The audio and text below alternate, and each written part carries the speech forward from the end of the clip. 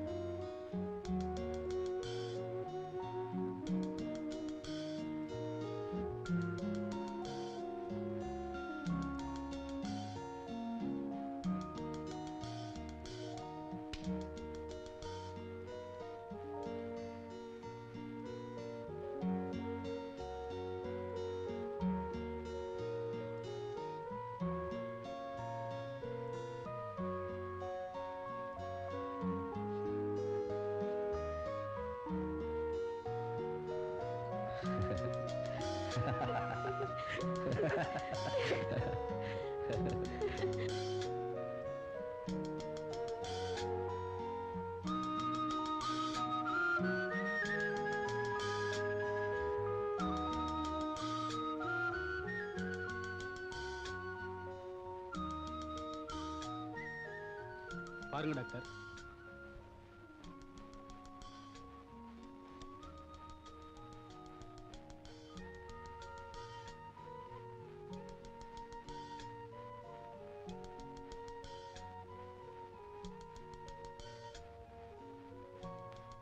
குழந்தைக்கு நல்லா பசி எடுக்குதா? இல்லைங்க. பொண்ணுக்கு எப்படி போகுது? மஞ்சளா போகுதுங்க.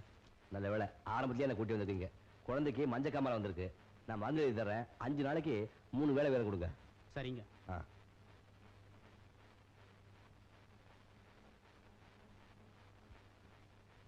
இந்தா இந்த மருந்து வாங்கி கொடு. தேவைப்பட்ட என்ன கூப்பிடு. சரிங்க. டாக்டர்யா, இவங்களை பார்த்தா மகாலட்சுமி மாதிரி இருக்காங்க. இவங்கள தான் கல்யாணம் பண்ணிக்க போறீங்களா?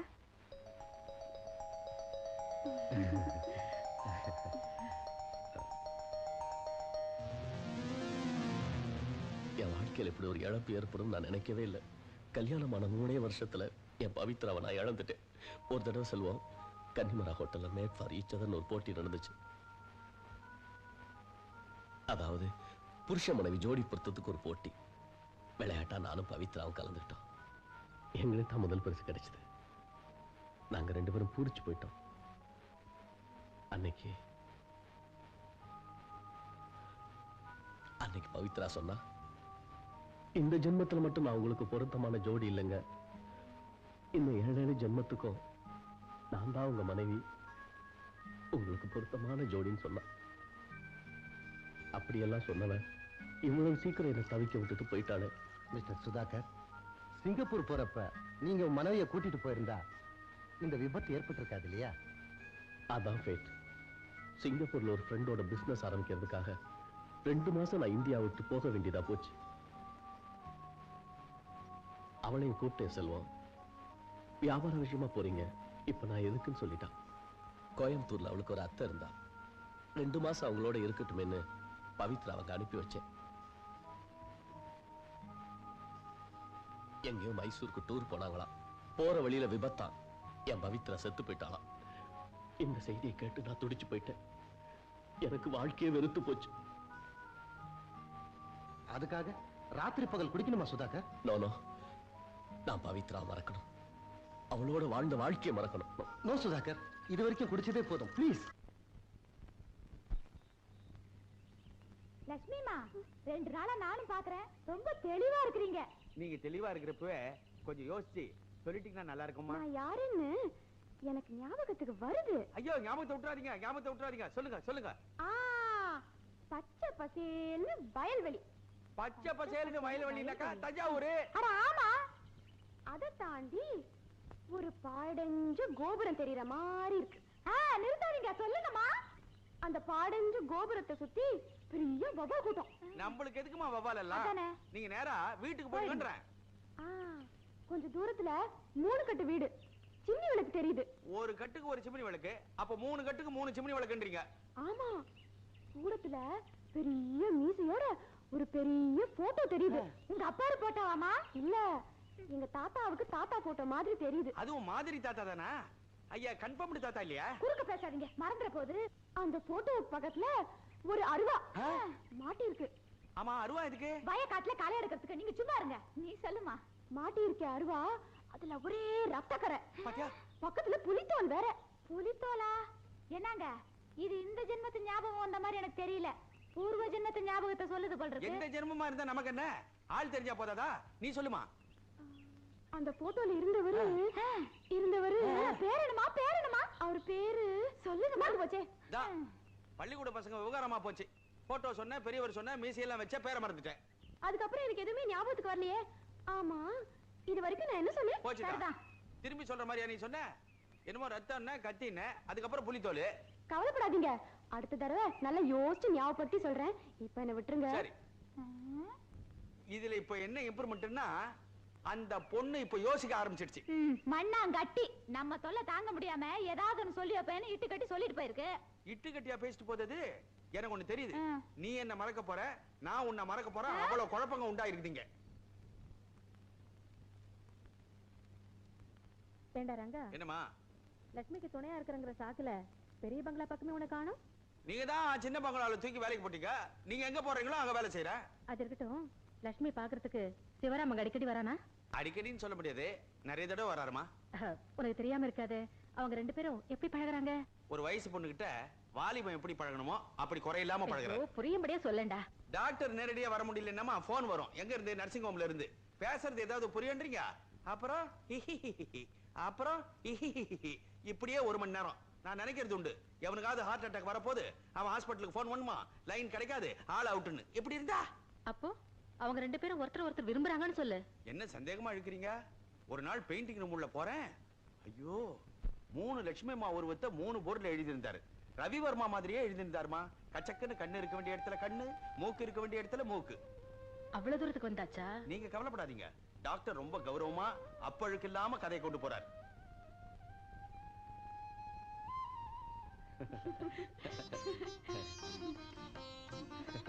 தம்பி, வாமா லட்சுமி. உங்க 2 பேரையும் பார்க்கும்போது திருஷ்டி சுத்தி போடணும் போல இருக்கு. இங்க 2 பேரும் ரொம்ப பொருத்தமா இருக்கீங்க அப்படின்னு ஊர்ல பேசிக்கிறாங்க. ஏன்பா, நீ லட்சுமி விரும்புறன்னு என்கிட்ட ஒரு வார்த்தை சொல்லிருக்க கூடாது? எங்களை வாழ்த்துங்கம்மா. கொஞ்சம்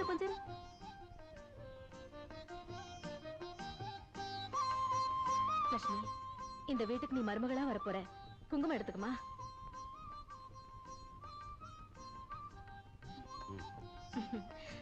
எழுந்துருங்க. நீங்க 2 பேரும் தீர்காயுசோட நல்லா இருக்கணும்பா.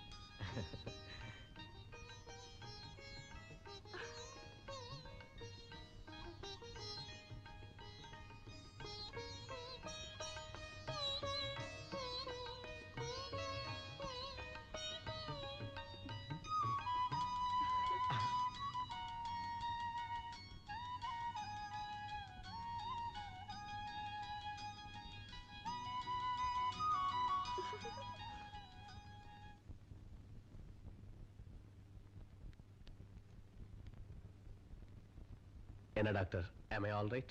You are all right. ஆனா பிபி மட்டும் கொஞ்சம் ஜாஸ்தியா இருக்கு. அதை குறைக்க என்ன வழின்னு கேட்டா குடிக்கிறத நிறுத்துங்கன்னு அட்வைஸ் பண்ணுவீங்க. அது மட்டும் என்னால முடியாது டாக்டர். என்னுடைய ஒரீஸ் என்னன்னு உங்களுக்கு தெரியும். அதை நான் மறக்கணும். அதுக்காக நான் குடிக்கணும். அதுக்காக உங்க ஹெல்த்தையும் நீங்க பாத்துக்கணும் இல்லையா? Health, hell with my health. நீங்க அப்படி சொல்லக்கூடாது மிஸ்டர் சுதாகர். நான் போய் சில மெடிசன்ஸ் அனுப்புறேன். அதை நான் வேளா வேலைக்கு சாப்பிடணும், அவ்வளவுதானே? எஸ். ஓகே.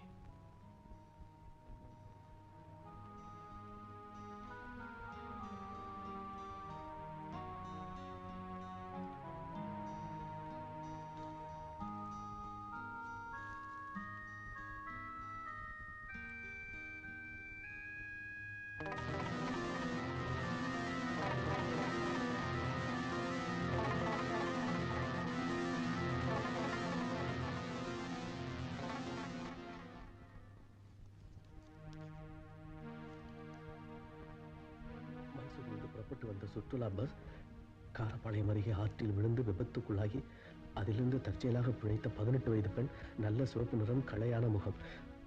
தற்போது எங்கள் ஜானகி நர்சிங் ஹோமில் குணமடைந்து எங்கள் பொறுப்பில் இருக்கிறாள். இவளின் பெற்றோர்களோ அல்லது உறவினர்களோ தக்க ஆதாரத்துடன் நேரில் வந்து சந்திக்கும். எங்கனம் doctor Sivaraman, number 3, Sivasaranya, Meloni road, Coonoor. Raghu, Raghu, என் ஒய்ஃப் செத்து போல. என் பவித்ரா உயிரோட தான் இருக்கா. God is great. இந்த பாருங்க, பவித்ரா குன்னூர்ல யாரோ டாக்டர் ஆதரவுல இருக்கலாம். நான் உடனே கோயம்புத்தூர் போகணும். அடுத்த பிளைட்ல டிக்கெட் புக் பண்ணுங்க. சார் நீ மட்டும் தனியா ஆமா, நான் தனியா தான் போறேன். என் கூட யாரும் வர வேணாம். ரகு, அப்படியே குன்னூருக்கு ட்ரங்கால் போட்டு ஒரு நல்ல ஹோட்டல்ல எனக்கு ரூம் புக் பண்ணிடுங்க. ஓகே.